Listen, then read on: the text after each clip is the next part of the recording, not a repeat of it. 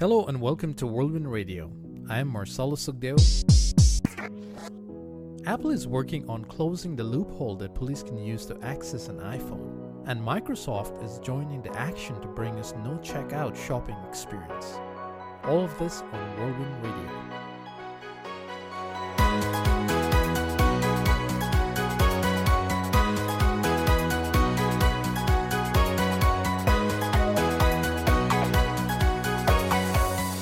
You may recall in 2016 that Amazon introduced to the world the concept of no checkouts at brick and mortar stores.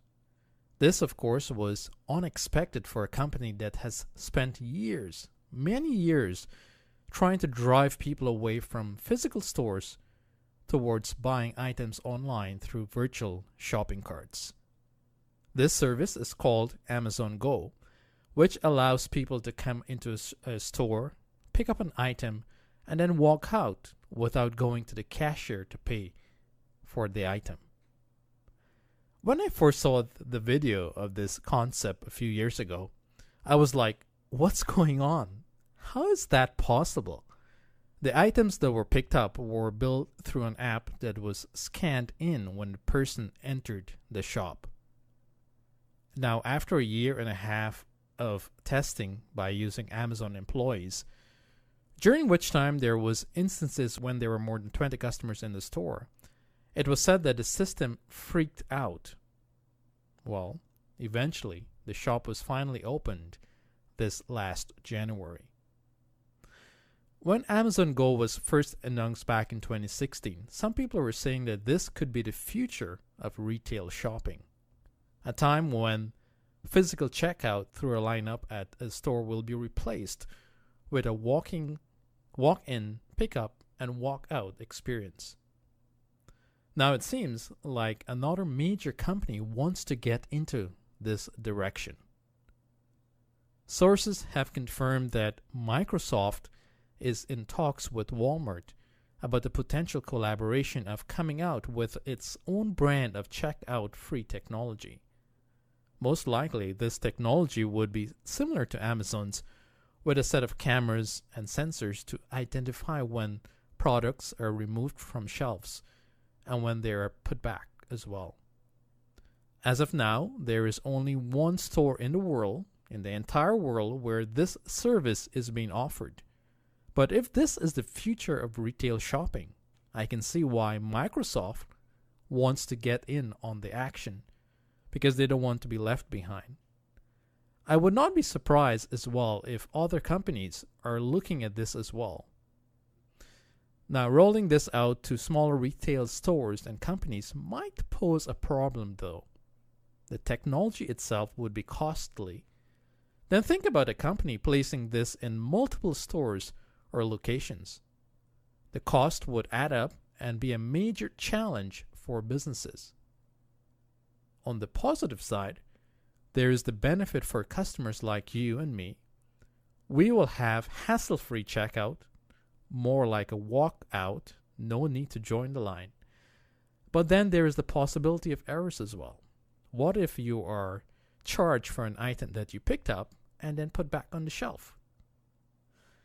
For the companies, the benefit would be a cutback on employees and a savings to the retailers as well. And also, sensors and cameras don't need to take vacations or sick leave. The system will be available 24/7. Another huge benefit for companies.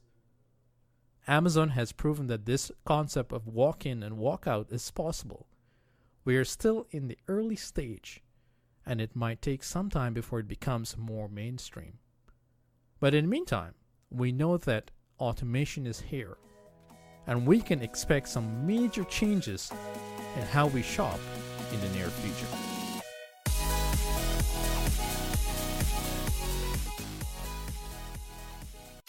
Over the years, Apple has positioned the iPhone as the secure device that only its owner can open. That, of course, has led to battles with law enforcement officials who want to access the phones of individuals who are deemed a threat. A case that comes to mind occurred in 2016 or late 2015 when Apple refused to help open the locked iPhone of the San Bernardino killer. Well, eventually the FBI got a third party to get into the phone without the need of Apple. And then, since then, law enforcement agencies throughout America have used this way to be able to get into phones without the need to have Apple do that. Now, Apple is trying to close this loophole, and that, of course, have caused some issues where police are now angry that Apple is doing this. And this has sparked a debate on whether government has the right to get into personal devices. Apple has said that it's planning this iPhone software update that would effectively disable the phone's charging and data port. And that's where users will plug in their headphones and power cables and adapters. So this will be disabled an hour after the phone is locked. So as of now, that is not the case. So while a phone can still be charged, a person would first need to enter the phone's password so you can transfer data from one device to the next using the port. So such a change would cause law enforcement officials who have been actually using this system to unlock iPhones by connecting to another device running a special software through that port. Now that will cause these officials not to be able to do that. So you can see where this issue is brewing now.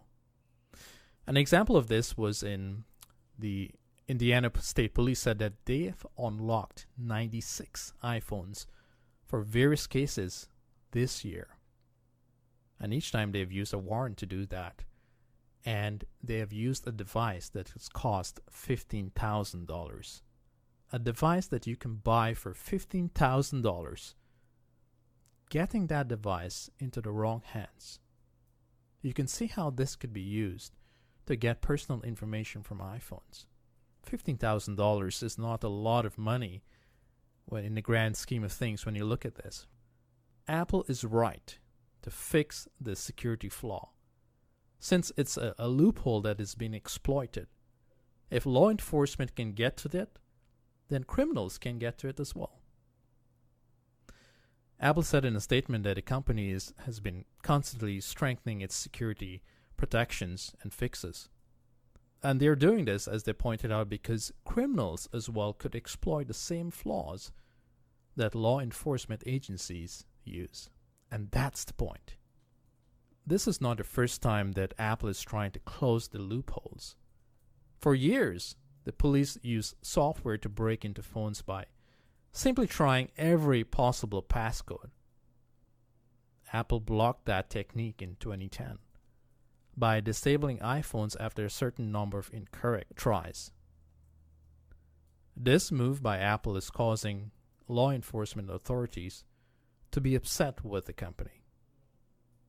A case to highlight this point occurred in Baton Rouge, where the district attorney said that his office paid a company thousands of dollars to unlock iPhones in 5 cases since 2017. And he said that the phones had yielded crucial information and that he was upset that Apple planned to close such a useful way to get information. He said that they are blatantly protecting criminal activity and only under the guise of privacy for their clients. Now, an assistant district attorney in Manhattan said that his office uses workarounds, and he didn't really specify what they did, to access locked iPhones several times a week. Several times a week! That has helped solve a series of cases in recent months, according to him. So, I understand Apple's stance, because it can be exploited by criminals. So I'm all for the Apple fix. Law enforcement officials would not like that, of course. But I will say that in the case of, say for example, a massive attack, with ample evidence that a person is guilty or have strong ties to some terror organization, with a warrant, Apple should provide a way to hand over information, it holds only in those specific cases. I know this is a slight compromise here, but I think we need to get to that point, especially if our country is under attack. And the only way to stop it is by accessing that iPhone.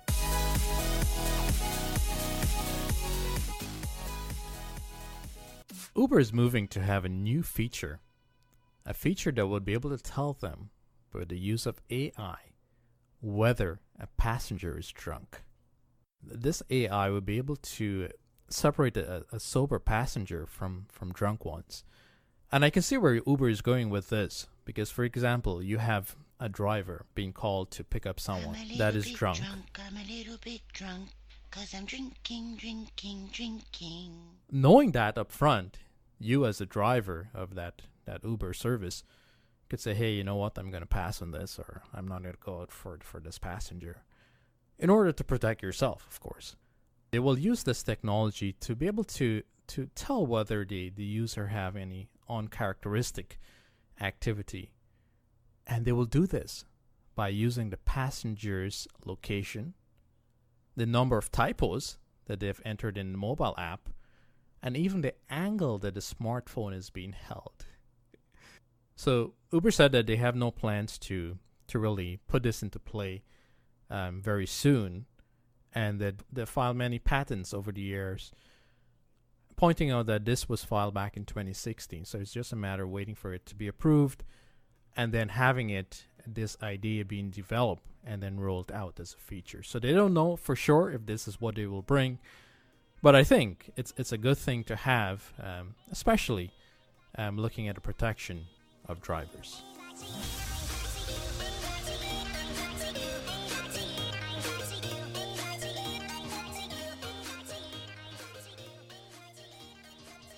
All right, with that, we've come to the end of Whirlwind Radio for this week.